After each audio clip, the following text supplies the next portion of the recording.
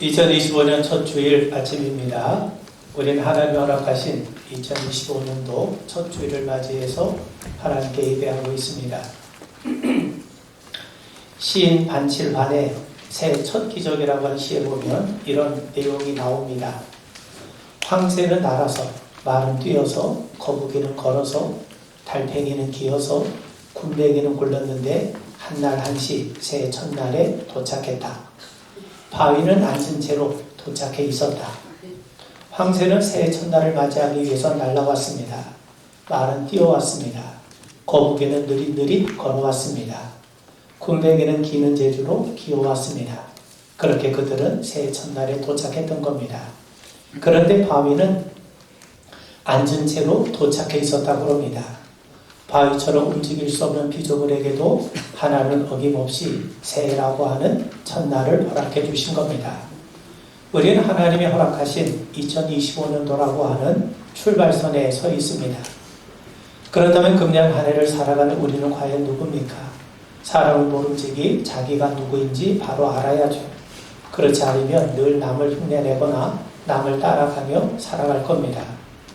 우리는 하나님 앞에서 자신이 누구인지, 하나님께서 원하시는 모습이 무엇인지를 바로 알아야 됩니다. 우리는 하나님의 백성이죠. 그렇기 때문에 하나님의 백성답게 살아야 됩니다. 그리스도인으로 살아야 될 책임이 우리에게 있다는 말입니다. 여러분, 모세가 애굽의 바로에게 가서 하나님의 말씀을 전합니다. 하나님께서 이렇게 말씀하셨다는 겁니다. 내 아들, 내 장자를 내 보내라는 거죠. 이스라엘 백성들이 비록 바로의 종노릇 하고 있지만 바로에게 속한 백성이 아니라는 겁니다.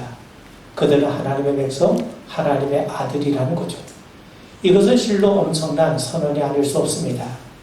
하나님은 이스라엘 백성들이 비록 노예였지만 하나님께 속한 백성이기에, 그들의 아들이기에 그들을 출애굽시키셨다는 겁니다. 하나님은 시내산에서 이스라엘과 언약을 맺으세요. 하나님께서 그들의 하나님이 되시고 그들은 하나님의 백성으로 이제 약속을 체결하게 됩니다. 그 증표로 율법을 주셨습니다. 광야의 길을 구름기둥과 불기둥으로 인도하셨습니다. 양식과 물을 주시고 옷이 헤어지지 않게 하시며 발이 부르트지 않게 하셨습니다. 그리고 하나님은 그들에게 너희들이 하나님의 제사장 나라임을 선언하고 계십니다. 사람은 자기의 신분에 걸맞는 역할과 삶을 살아야 마땅하지 않겠습니까? 군인에겐 군인의 역할이 요구되고 정치인은 정치인의 역할이 요구됩니다. 학생은 학생의 역할이 요구되는 것처럼 하나님의 백성이기 때문에 우리에게는 하나님의 백성다운 역할이 요구가 되는 겁니다. 그렇다면 하나님 백성에게 요구되는 것이 과연 무엇입니까? 하나님 이스라엘 백성들이 그들이 거주했던 애굽의 풍속을 따르지 말고 앞으로 들어갈 가나안의 풍속도 행하지 말라고 하십니다. 오직 하나님의 말씀을 따라 살라고 하십니다. 그러면 너희들이 진정으로 살게 된다고 말씀하시죠. 애굽과 가나안의 풍속 따르지 말고 하나님의 말씀 따라 살라는 겁니다. 여러분, 인간은 뭔가를 따르는 존재입니다. 사람마다 자기를 이끌어가는 뭔가가 있어요. 어떤 사람은 물질에 이끌리고, 또 어떤 사람은 명예에 이끌리고, 또 세상의 재미와 쾌락에 이끌리는 사람도 있게 마련입니다. 그런데 하나님께서는 애굽과 가나안으로 대표되는 세상의 길을 따르지 말고 오직 하나님 말씀을 따라 살라고 말씀합니다. 예수님 우리에게 말씀하시죠. 좁은 길로 가라고 하시지 않습니까? 멸망으로 인도하는 넓고 화려한 길로 가지 말고 좁고 협착하더라도 생명으로 인도하는 길을 따라 가라는 겁니다. 여러분, 애굽은 다신교 사회입니다. 우상들이 질비합니다. 신들마다 다스리는 영역들이 다 제각기 나눠져 있습니다. 하늘을 다스리는 신이 있고, 땅을 다스리는 신이 있고, 바다를 다스리는 신이 있고, 건강을 다스리는 신이 있고, 물질을 다스리는 신이 있고, 이렇게 각가지 삶의 영역마다 각자 신들이 따로따로 있습니다. 그런데 하나님은 애굽의 풍속을 따르지 말라는 겁니다. 이 말은 애굽의 우상 숭배를 하지 말라는 거죠. 여러분, 하나님은 창조주가 되시죠. 세상의 모든 것이 다 하나님께 속합니다. 하나님은 하늘에서도 하나님이 되시고 땅에서도 하나님이 되시고 바다에서도 하나님이 되시고 또 물질을 얻을 수 있는 능력도 주실 뿐만 아니라 건강을 비롯해 우리 인간의 모든 영역의 주권자는 하나님이시라는 겁니다. 그렇기 때문에 하나님을 믿고 섬기는 사람에게는 다른 것들이 필요가 없고 무익할 수밖에 없다는 거죠. 여러분 생각해 보세요. 하나님이 제일 첫 번째 주신 계명이 뭐냐면 나 외에 다른 신을 두지 말라는 겁니다. 하나님을 모르면 우리는 이신저신 섬기며 다니느라 분주할 겁니다. 그들에게 이끌려 다닐 겁니다. 그런데 천지를 창조하신 하나님, 우리를 사랑하신 하나님을 믿으면 우리는 우상 숭배할 이유도 없고 엉뚱한 곳에서 기웃거릴 이유가 없다는 겁니다. 여러분, 앞으로 이스라엘이 들어갈 가나안은 바알을 섬겼습니다. 바알은 폭풍의 신, 농사의 신으로 알려져 있었죠. 농경사회에서 가장 중요한 것은 하늘에서 적당히 비가 내리는 겁니다. 사람들은 바알이 비를 주관한다고 여겼습니다. 그래서 이스라엘 백성들 역시 농사를 짓기 위해서라면 하나님을 버리고 바알을 의지하기 시작했던 겁니다. 근데 생각해 보세요. 바알이 비를 주관하는 것이 아니라 여러분 비가 내리는 것도 하나님이 주관하십니다. 여러분 우리가 하는 것처럼 사무엘이 고별 설교하면서 백성들에게 너희는 하나님만 섬길 것을 당부해요. 그때 사무엘이 하나님 앞에 간구했는데 그가 간구하자 하늘에서 갑자기 우레가 비가 쏟아지기 시작했습니다. 근데 그때는 어느 때냐면 밀 베는 때입니다. 밀을 베는 때는요 비가 내리는 때가 아닙니다. 그런데 비가 오지 않아야 될 그때에 사무엘이 하나님 앞에 기도하니까 하나님께서 우레와 비로 역사하셨습니다. 하나님은 이런 사건을 통해서 농사에 필요한 비를 내리신 분이 바알이 아니라 하나님이심을 우리에게 분명하게 보여주신 거죠.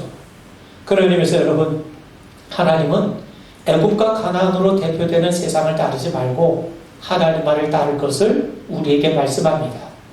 사실 우리의 마음은 치열한 전쟁터입니다. 우리의 마음을 빼앗으려고 하는 것들이 너무너무 많습니다. 우리는 흔히 마음먹기에 따라 인생이 달라진다고 하지 않습니까? 마음이 행동으로, 삶으로 나타나기 때문인 거죠. 그만큼 마음이 중요합니다. 마음이 동반되지 않은 행동은 위선이라고 하죠. 자, 그래서 하나님께서도 우리의 마음을 원하시는 거고 또 마귀도 우리의 마음을 원하는 겁니다. 여러분, 사단은 끊임없이 세상의 매력을 드러내므로써 우리를 유혹합니다. 잠언은 음녀를 멀리하라고 해요. 음녀는 남자를 유혹하는 미녀처럼 우리를 하나님에게서 멀어지게 하고 세상을 향해 달려가게 만드는 죄의 모습을 우리에게 나타냅니다. 우리는 죄인이기 때문에 죄를 좋아하죠. 우리는 세상에 살기 때문에 세상의 것을 좋아할 수밖에 없습니다. 많은 사람들이 세상을 따르는 것은 그만큼 세상이 매력적이고 세상이 우리에게 더 좋은 것, 더 큰 것을 줄 수 있다고 믿기 때문 아니겠습니까? 그래서 많은 그리스도인들조차도 세상의 방식을 따릅니다. 우리가 하나님 말씀을 따르면 마치 세상에서 낙오되는 것 같은 느낌이 들어요. 세상을 거절하면 세상에서 거부당할 것 같은 그러한 마음을 갖게 됩니다. 그리고 어떤 사람은 우리가 세상을 따라가며 살아가도 여전히 하나님의 사람으로 살 수 있을 것 같다고 착각하게 이릅니다. 사도 요한은 우리에게 분명하게 말씀합니다. 세상을 살아가는 것이 하나님과 원수되는 것이라고 말씀하죠. 예수님 말씀하시기를 하나님과 재물을 겸하여 섬길 수 없다고 하지 않습니까? 그만큼 우리가 세상을 향해 달려가면 달려갈수록 그만큼 하나님에게서 멀어진다는 것을 아셔야 됩니다. 왜 사람들이 이 사실을 모릅니까? 사단에게 속아 넘어갔기 때문입니다. 사단은 거짓의 영입니다. 마치 자기에게 절하면 세상을 섬기면 세상의 부귀 영화를 우리에게 줄 것처럼 우리를 속입니다. 그래서 우리는 말씀을 들어야죠. 세상의 실체를 드러내고 하나님을 떠난 죄의 결과를 보여주는 말씀을 모르면 우리 역시 어리석은 선택을 할 수밖에 없습니다. 여러분, 우리가 믿음의 사람이라고 해서 세상을 등지며 살라는 게 아닙니다. 여러분, 우리 성도들이 성경은 결코 너희들 세상을 등지며 살아라, 결코 우리 인생에 돈이 필요 없다, 이렇게 말씀하지 않아요. 그런데 하나님을 믿고 섬기면, 하나님을 의지하면 하나님께서 이 세상 속에서도 우리의 삶을 책임져 주신 것을 믿고 살라는 거예요. 그렇지 않으면 우리는 하나님을 잊어버리고 눈에 보이는 세상의 거대한 늪지대에 빠져들어갈 수 있기 때문인 거죠. 여러분, 하나님께서 우리에게 수많은 말씀을 주셨고 명령과 규례를 주셨습니다. 어떤 사람은 성경이 인간을 억압하고 인간의 자유를 말살한다고 불평합니다. 그런데 하나님 말씀은 우리에게 참 생명과 자유를 주심으로 우리를 궁극적으로 살게 합니다. 생각해 보세요. 환자에게 기름진 음식 먹지 말라, 짜게 먹지 마라, 매일 운동해라, 일찍 잠자리에 들어라, 이런 것들이 우리를 억압하고 우리의 자유를 제한하는 말입니까? 그렇지 않습니다. 이 모든 것은 의사가 환자를 살리기 위한 처방이요, 건강한 삶을 위한 처방 아니겠습니까? 하나님 말씀을 받을 때 우리는 하나님을 떠난 죄인이었어요. 죄의 결론은 사망 아닙니까? 그래서 하나님은 우리를 살리시기 위해서 말씀을 주셨고, 급기야는 말씀이신 예수님께서 육신의 몸으로 이 땅에 오신 겁니다. 여러분, 예수님, 내가 곧 길이요 진리요 생명이라 말씀하시죠. 나는 하늘에서 내려온 살아있는 떡이니 이 떡을 먹으면 영생한다고 말씀하지 않으십니까? 금년 안에 하나님을 따라가는 삶이 되기를 주의 이름으로 축원을 드립니다. 아멘. 우리가 하나님 따를 때 우리 홀로 길을 걷는 것 같지만 성령께서 여러분들과 동행하십니다. 그럴 때 참 자유를 누리며 충만한 삶을 살게 하심을 믿으시기를 주의 이름으로 축원을 드립니다. 아멘. 여러분, 하나님이 이스라엘을 자기 백성으로 삼으신 이유는 그들이 특별하거나 뛰어나기 때문이 아닙니다. 그들은 다른 민족보다 규모도 작고 남자는 자질도 부족하고 역사적 뿌리도 깊지 않습니다. 문화적인 유산도 있을 수 없고 노예로 사는 그저 평범한 민족이었어요. 그럼에도 그들이 세상 대신에 하나님을 따를 수 있었던 이유는 그들이 특별해서가 아니라 그들을 부르신 하나님이 특별한 분이시기 때문에 그렇습니다. 우리 마태복음 1장에 보면 예수님의 족보가 나오죠. 거기에 다말, 라합, 룻, 우리아의 아내와 같은 족보에 들어갈 수 없는 여인들의 이름이 나와 있어요. 다말은 우리가 아는 것처럼 야곱의 아들 유다의 며느리임에도 불구하고 시아버지와 부적절한 관계를 한 여인입니다. 룻은 이스라엘과 대적했던 이방 모압 족속의 여인이었어요. 라합은 여리고성에 거주했던 창기였습니다. 우리아의 아내 역시 다윗과 부적절한 관계를 맺었을 뿐만 아니라 남편을 죽인 다윗의 아내가 되지 않았습니까? 그럼에도 그렇게 허물 많은 사람임에도 불구하고 그들은 예수님이 오시는 길을 예비하는 족보에 그의 이름이 올라 있었다는 겁니다. 그리고 신약 성경을 여는 첫 부분을 장식하게 되었던 거죠. 그뿐만이 아닙니다. 누가복음 8장에 보면 예수님의 공생의 기간 동안 물심양면으로 예수님과 그 일행을 섬겼던 여인들의 이름이 나옵니다. 제일 먼저 언급된 여인의 이름이 막달라 마리아입니다. 그녀는 7 귀신 들렸던 여인이었죠. 성경에 한 사람 안에 여러 귀신이 들어간 경우가 있는데 거라사 광인에겐 군대 귀신이 들어가 있지 않았습니까? 막달라 마리아도 예외가 아닙니다. 7이라는 숫자는 완전수입니다. 그런 의미에서 막달라 마리아는 귀신이 거주하기에 아주 완벽한 여자였던 거죠. 생각해 보세요. 귀신 하나 들려도 삶이 힘들고 버거운데 환장을 노릇인데 7이 들어갔으니 그 상태가 오죽했겠습니까? 그런데 예수님께서 그녀를 불쌍히 여기셨어요. 마리아는 예수님을 통해 귀신이 추방되고 맑은 정신으로 회복되게 됩니다. 가장 불행하고 가장 비참했던 여인이 예수님의 사랑으로 인해서 주님을 위해서 옥합을 깼을 뿐만 아니라 나중에는요, 예수님의 부활하심을 첫 번째로 목격한 시민이 되지 않습니까? 여러분, 하나님의 세상을 이처럼 사랑하사 독생자를 주셨으니 그 놀라운 사랑이 우리에게도 나타났습니다. 바울은 말씀하기를 하나님의 놀라운 사랑이 우리가 연약할 때, 우리가 죄인이었을 때, 우리가 하나님께 원수였을 때 그리스도 예수를 통해 나타났다고 우리에게 증언하죠. 우리가 사랑받을 만한 자격이 있을 때 하나님은 우리를 사랑하신 것이 아닙니다. 우리는 하나님을 떠난 연약한 상태에 있었고 죄에 사로잡혀 있었고 하나님의 원수가 되었을 때 하나님은 그리스도 예수를 보내주셔서 죽기까지 우리를 사랑하셨습니다. 십자가를 통해 나타난 하나님의 사랑은 참으로 눈물겨운 사랑이 아닐 수 없습니다. 그 사랑이 있었기 때문에 우리가 하나님의 자녀가 되고 하나님 앞에 예배할 수 있게 된 것 아닙니까? 여러분, 하나님은 창조주가 되세요. 이건 하나님의 위대하심을 나타냅니다. 하나님은 말씀 한마디로도 세상을 창조하실 만큼 위대한 전능의 하나님이세요. 또 하나님은 구원의 하나님이십니다. 이건 하나님의 뜨거운 사랑을 나타냅니다. 예수님을 십자가에 못 박기까지 하시면서 이루신 하나님의 사랑인 거죠. 죄인 되고 하나님의 원수였던 우리를 버리고 새로운 창조를 하셔도 되는데도 불구하고 우리를 끝까지 사랑하시며 구원을 이루어주신 분이 바로 하나님이신 거죠. 우리가 잘나서 그렇습니까? 아니에요. 우리는 잘난 것 없지만 하나님께서 특별하신 분이고 그만큼 우리를 위하시고 사랑하신 분이기 때문에 그렇습니다. 여러분, 제2차 세계대전 라이언 가문은 사형제가 전쟁에 참여했습니다. 막내만 살고 나머지는 다 죽었습니다.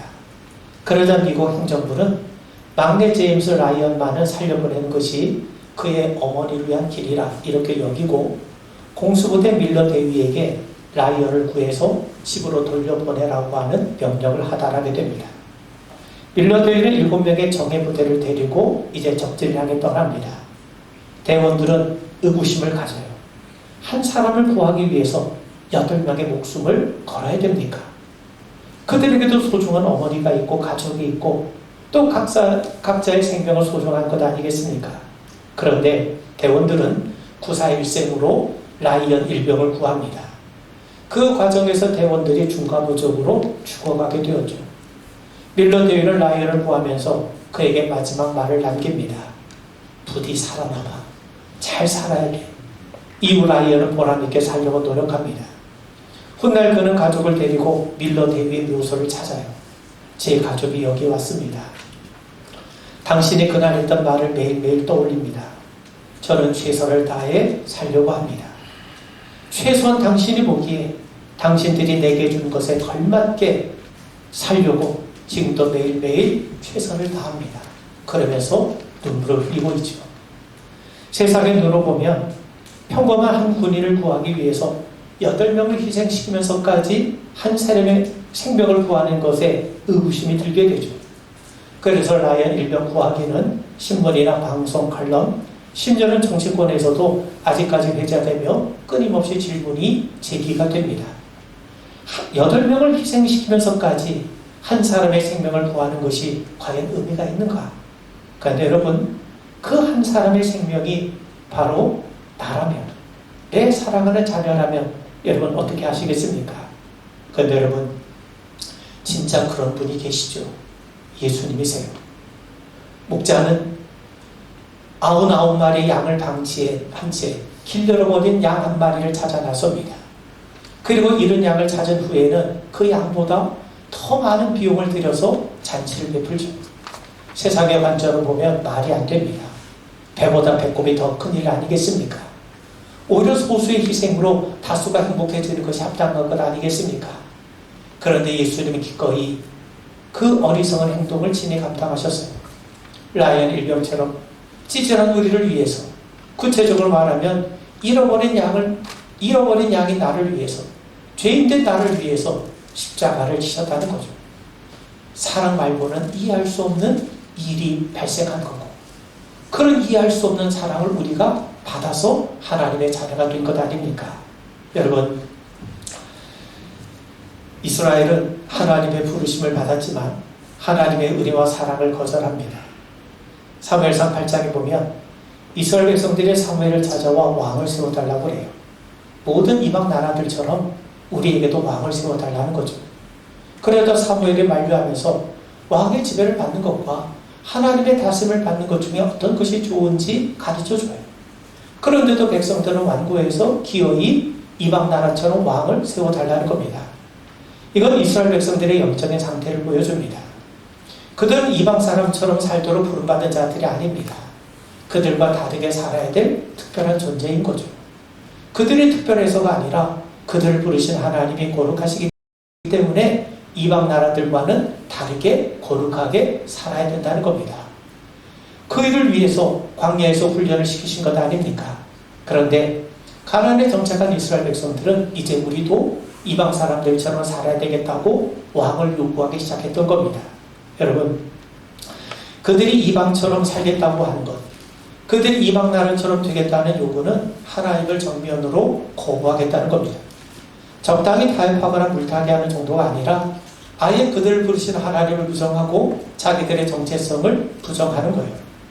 그건 결국 하나님을 거절하며 살겠다는 거죠. 하나님 없이 살겠다는 것 아닙니까? 그러다가 결국 그들은 하나님의 심판을 받아서 아시리아에게, 바벨론에게 멸망당하는 수치를 당하게 됩니다. 그런데도 하나님은 긍휼을 베푸세요. 소망을 주시며 다시 나라를 회복하게 하십니다. 이것 역시 그들이 특별한 능력이 있어서가 아니라, 자격이 있어서가 아니라 그들을 부르신 하나님이 특별하신 분이시기 때문에, 그들을 부르신 하나님이 지극히 사랑과 긍휼이 풍성하신 분이시기 때문에 그런 겁니다. 여러분, 예수님 주위에는 특별하지 않은 매우 평범한 사람들이 모여 있었습니다. 그들은 스스로도 형편없거나 무가치하다고 여긴 사람들이죠. 그런데 예수님은 그들이 하나님을 아버지라고 부를 수 있도록 해주셨습니다. 그래서 그리스도인들은 특별한 사람이 되는 겁니다. 바울이 고백한 것처럼 육체를 따라 지혜롭고 능한 자가 많지 않고 가문이 좋은 자도 없지만 하나님은 오히려 미련한 사람들을 택해서 지혜 있는 사람들을 부끄럽게 만들어 가십니다. 약한 자들을 택해서 강한 자들을 부끄럽게 하십니다. 어떻게 이런 일이 가능합니까? 하나님 때문에 가능한 겁니다.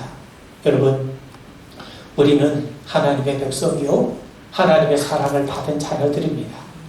금년 안에 하나님의 사랑을 맛보고 누리시면서 하나님의 백성답게 살아가는 일에 최선을 다하는 우리 모두가 되기를 주 이름으로 축원을 드립니다. 아멘. 앞서 밀러 대위는 죽어가면서 라이언 일병에게 마지막 부탁을 하죠. 너 부디 제발 살아남아야겠다. 너는 반드시 잘 살아야 된다. 왜요? 그 한 사람을 위해서 8명의 핏값이 들었기 때문이죠. 라이언이 잘 사는 것이 대원들의 희생을 헛되게 하지 않고 영예롭게 한 것 아니겠습니까? 이에 라이언은 그들의 희생을 헛되지 않게 보람있고 의미있게 하려고 자기는 최선을 다해 보람있는 삶을 살겠노라, 잘 살겠노라 다짐을 하게 됩니다. 여러분, 예수님은 양으로 생명을 얻고 더 풍성히 얻게 하시기 위해서 오셨습니다. 예수님의 십자가로 우리는 생명을 얻었습니다. 예수님은 보혜사 성령을 보내주셔서 우리로 하여금 풍성한 삶을 살아갈 수 있도록 역사하십니다. 그러면 우리는 헛되게 살 수가 없죠. 우리에게 필요한 건 이제 하나님의 백성답게 하나님의 영광을 위해 살아가는 것 아니겠습니까? 에베소서 2장 10절에 보면 바울은 말씀하기를 우리는 하나님이 만드신 바라, 하나님이 만드신 바라, 포이에마라는 말인데 이 말은 걸작품이라는 뜻이에요. 이 포이에마라는 말에서 영어의 시, 포임이라고 하는 말이 나옵니다. 우리는 하나님이 심심풀이로 한번 만들어 본 습작품이 아닙니다. 여러분, 시인이 시를 쓸 때 그 단어 하나하나를 찾아내고 조합하기 위해서 얼마나 심혈을 기울이겠습니까? 하나님께서 그런 심혈을 기울이셔서 우리를 만드신 거예요. 예수님께서 피를 흘리실 만큼 우리는 하나님 앞에 귀한 존재입니다. 마귀는 사람들을 차별해요. 너는 1등급, 너는 2등급, 너는 4등급, 너는 5등급. 그렇게 사람들을 차별하게 함으로써 등급을 매김으로 사람들을 무기력하게 만듭니다. 이처럼 마귀는요, 우리를 쌍으로 상품으로 만들어요.